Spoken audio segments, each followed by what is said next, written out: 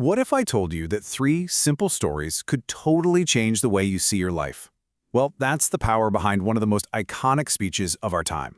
We're about to break down the life-altering wisdom of Steve Jobs, just as he laid it out for a group of Stanford graduates, and really for all of us. See, Jobs didn't start with some grand, complex theory. He just started with an invitation.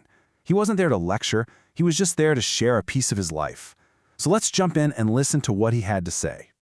All right, his first story. It basically challenges everything we're taught about planning our lives. It's all about trusting the journey, right? Even when it feels like a total mess of random dots, and just having faith that eventually they'll connect into something that makes sense. So picture this. Jobs is at this super prestigious, expensive college, but he feels completely lost. He's literally watching his parents' entire life savings just go down the drain, and he has no idea what he wants to do. So he makes a really scary decision. He drops out. And suddenly, without all the required classes weighing him down, he was totally free to just be curious. He started dropping in on any class that looked interesting. And one of those happened to be a calligraphy class. He was just mesmerized by the artistry, the subtle beauty of a serif font, a kind of beauty he felt science could never fully explain. Now you gotta remember, at the time, this was just a fun little passion project. Seemed like it had zero practical application in his life. Or so he thought. Let's fast forward 10 years. Jobs is in a room, and he's designing the very first Macintosh computer. And then it hits him. All that useless knowledge about serif and sans serif fonts, about what makes type look beautiful, it all came flooding back. He built it right into the Mac. And that's why it was the first computer with beautiful typography. Seriously, think about that. If he hadn't dropped into that one random class, your computer today might look totally different. And here's the big takeaway. You can't connect the dots looking forward. You can only do it looking back. You have to trust in something, your gut, destiny, karma, whatever it is for you. Because that belief, that's what gives you the confidence to follow your own heart, especially when it takes you off the well-beaten path. Story number 2 is all about love, loss, and this crazy paradox. How the most devastating failure of his life, getting fired from the company he built, turned out to be the best thing that ever happened to him. I mean, can you even imagine it? You pour your soul into building a company, taking it from your parents' garage to a $2 billion empire. And then the board sides with the CEO you hired, and you're out. Publicly.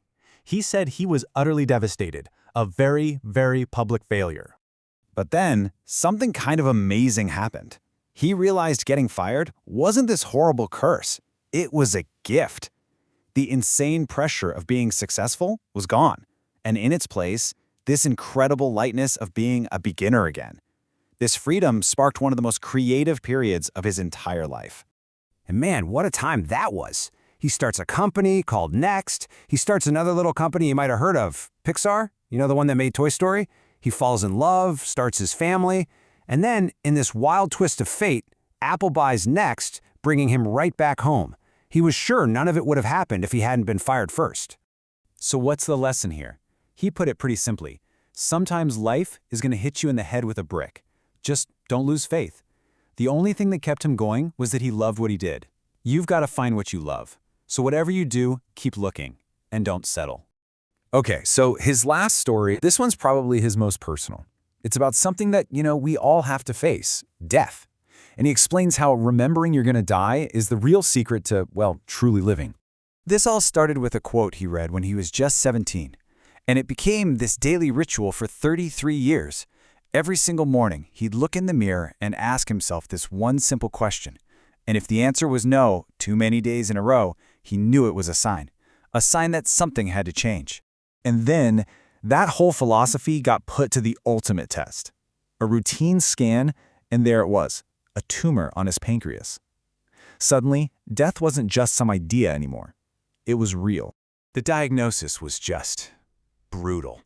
They told him it was an incurable form of cancer. They sent him home with a death sentence. 3 to 6 months, they said.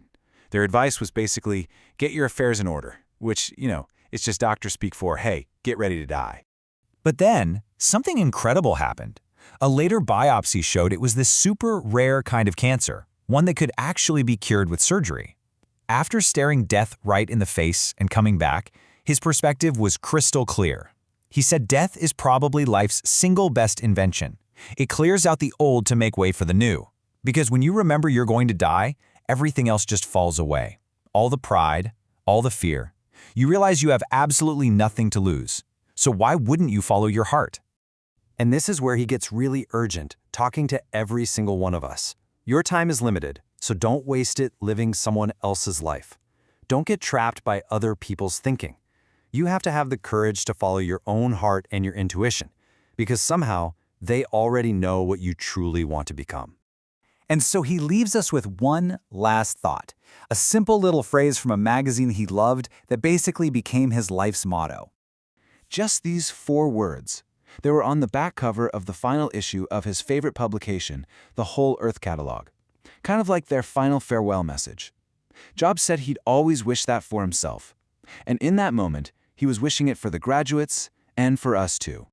So what does that even mean, right? Stay hungry means never be satisfied. Always be pushing for what's next. More knowledge, more experience. And stay foolish? That just means never thinking you know it all. Keep that beginner's mindset, because it's only when you're willing to look like a fool that you can really truly learn something new. So when you look at it, from dropping out of college to getting fired to facing death, Steve Jobs' life was really a masterclass in just trusting the journey.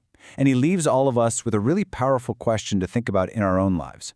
What dots are you collecting right now? And do you have the faith that one day they're going to connect into something truly beautiful?